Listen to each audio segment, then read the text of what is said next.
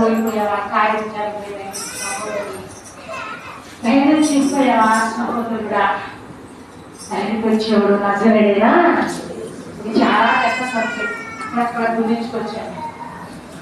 ధైర్యం కూడా ప్రార్థించేవాళ్ళు సింహాలంట. సింహం భయపడతా? సింహం. క్రైస్తవుడు అంటే సింహం భయపడదు. క్రైస్తవుడు అంటే